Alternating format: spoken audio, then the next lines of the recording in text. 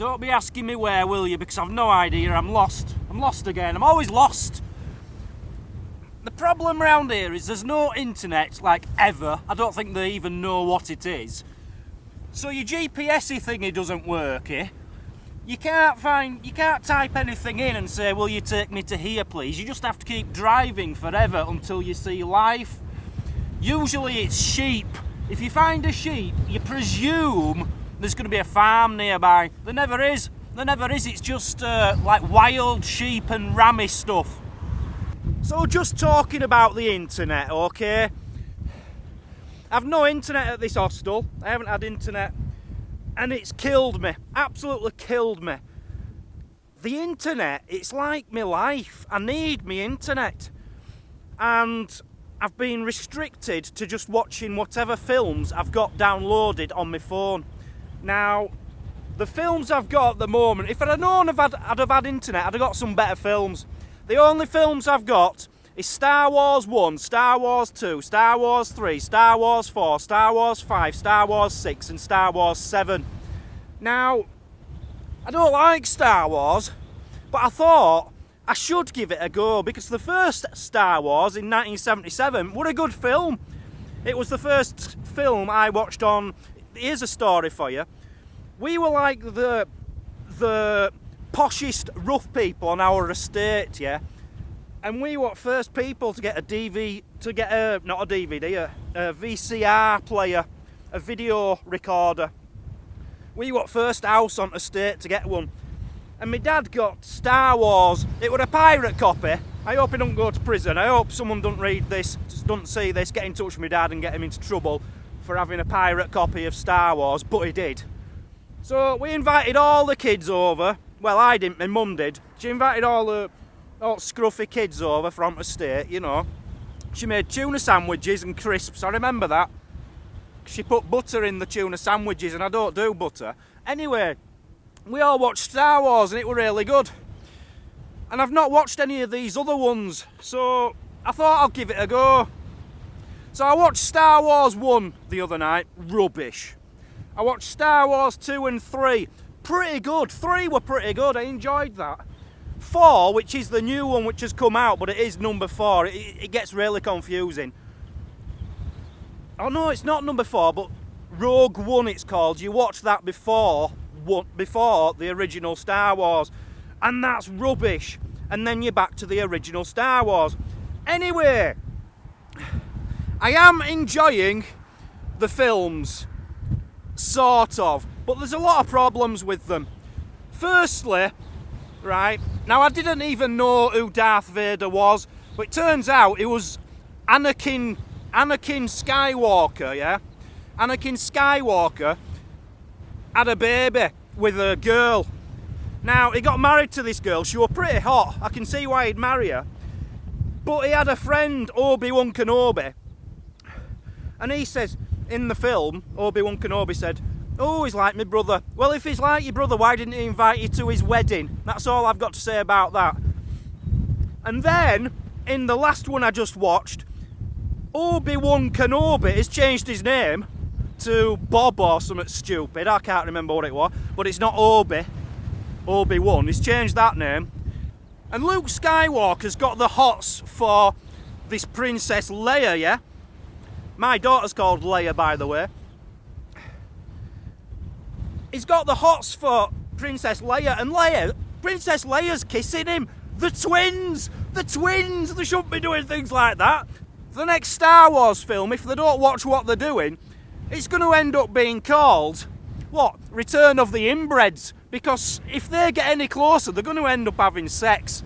And then you've got that really big, giant, hairy guy. Can't remember his name. Yeah, right, big thing. Like a big Bigfoot. He's from my hometown. The guy who plays that is from my hometown.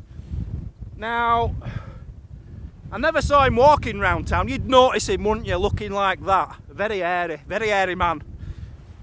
And Darth Vader, yeah, he used to be a right good kid.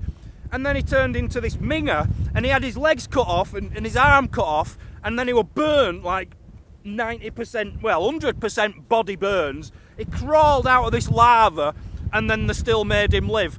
It's not real. It's not realistic enough for me. I prefer documentaries, you know, true to life stuff. So yeah, I've got a couple more of them to watch. Return of the Jedi and something else. Empire Strikes Back. But yeah, rubbish. Really stupid storylines. So I've got one more night in this hostel and then I don't know what I'm doing. I think I'm going to be sleeping in the car because it's Easter. All the prices everywhere have doubled, even the hostels, which are available. Nothing's available, everything's taken for Easter. And if you can find anything, it's double the price. I haven't got it, not paying it, so I'm going to sleep in my car. And in Scotland, I've looked, the youth hostels there are rubbish, there's hardly any. I'm going to be sleeping in car and camping for the rest of this trip, I think.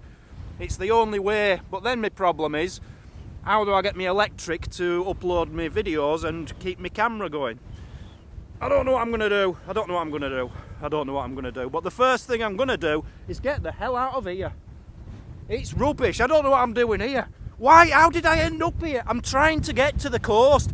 Can you see coast? Can you see sea? Does it look like there's any sea anywhere near here? There's nothing. Nothing here at all. It's rubbish. I'm not coming back to Lake District. Again, why didn't I just film that in the car? Keep myself dry and warm. I don't even know why I'm looking for the seaside. Are we going to go metal detect? I'm not going to be metal detecting in this. You can't stand up in it. Honestly, this leg of this trip is doing me nutting. It really, really is. Okay, guys, this is the last stone circle I'll be showing you in in England, I think. After here, the only sites to show you are the Hadrian's Wall things, which I did back in March, so I'm not doing them again. But yeah, a really nice stone circle here called Castlerigg Stone Circle. In the middle of the Lake District, amazing views of the hills in the background. Now, this lines up with the sun, and so it's solar as well, so it's used at summer solstice and witches and all that stuff. But why it's here, nobody knows, same with all stone circles, but around this area they made stone axes in Neolithic times, and they're wondering if when they were given a stone axe they might have had to come up here for a ritual of some kind. That's just one suggestion, but nobody knows. Yeah, another stone circle. So here we are in the heart of the Lake District. It's full of what lakes, basically, water, yeah? Lakes and mountains and scruffy sheep. All the sheep here tend to be grey. They're getting on, they're all old, grey and scruffy. But it's mainly about lakes in the whole of this district. It's just full of lakes like this one and mountains. In fact, I've got about 20 minutes to spare. Let's find one. Right, in fact that's bigger, that's bigger. I've got 20 minutes to spare. Let's go climb a mountain. Okay, I'm on top of the mountain now. Beautiful views. These views are spectacular. You won't get views like this anywhere else in the world, I'm telling you. Beautiful. It's very windy, beautiful views. Took me 11 minutes to get up here. I ran all the way up. I'm short of time. I only had 20 minutes. I've got 9 minutes left, so I better get myself back down again. But yeah, nice to climb a mountain and see these glorious views of the Lake District from above. They're never going to believe that.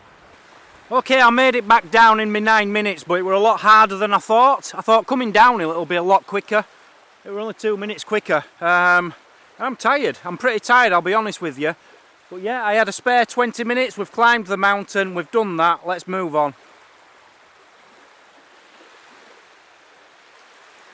I have to be honest with you guys. Just driving down this lane in the middle of this valley, the views are some of the best views I have ever seen in Britain.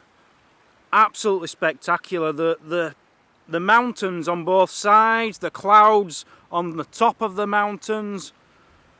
It's and the roads are all right windy, and you can't go any faster than 20 mile an hour even if you want to. Streams everywhere, big rock formations, landslides. It is absolutely beautiful. Got to give it to the Lake District. It is as good as I thought it was going to be view wise. It's not somewhere you want to be when I'm doing what I'm doing, but it's somewhere I would love to come for a walking trip, maybe a month camping type trip like I did in Scotland. It's stunning. Okay, the Lake District has been officially ditched. I tried 3 or 4 beaches there, I wasn't having any luck, I had no signal, I couldn't upload videos. Done away with it. Bypassed Carlisle, straight into Scotland, past Gretna Green. Annan. We're at Annan. Staying in Annan tonight. Thank you very much, Mother, for a bit of Easter money. I've got a B&B for tonight. I stayed at a slate mine last night. It was a copper mine the night before in a hostel, and last night it was a slate mine, which they woke me up with the diggers this morning very early. Anyway, I'm at Annan. I had no idea what to expect here. It's not what I expected. It's called Annan Waterfoot, and apparently this was a very busy port between 1780 and 1840, something like that. Ships used to go from here to America as well, small ships, small boats, schooners. And Annan became somewhere for shipbuilding, I think. And Robert Burns, the famous poet, the most famous poet in Scotland by a million times a million, he worked here. He actually worked here, and there's a little plaque up here. Something he wrote down in one of his little memoirs or something when he was working here. Robert Burns, 1759 to 96. Our national poet, spent long periods here as an exercise man checking the cargoes of the ships entering the river. A letter headed Annan Waterfoot. He put, "Written at this wild place of the world, in the intervals of my labour of discharging a vessel of rum from Antigua. Robert Burns, cool. Anyway, so what I'm trying to do today is find somewhere to metal detect tomorrow. Bright and early. Get it all planned, you see. I've got some internet back now. I'll put you this video on tonight. Just show you what's been going on the last couple of days. And then tomorrow is a brand new start. Scotland, daily videos, metal detecting and finding stuff. But will it be here? It doesn't look very detectable, to be honest with you. And it stinks. It stinks. Well, I guess that rules that idea out, doesn't it? You see, you don't know until you get to places. You don't know what to expect. This looked like a little seaside bay. It looked quite nice on the map. But it's clearly not, and it stinks. Like sewage. Horrible smell. So it's not going to be here anyway. It's going to be somewhere tomorrow. I will find somewhere. I'll keep driving around, but for now, thanks for joining. Thanks for just putting up with the rubbish in this video, just bits and bats. And I will see you metal detecting tomorrow. So I'll see you tomorrow morning, bright and early, metal detecting. May the force be with you.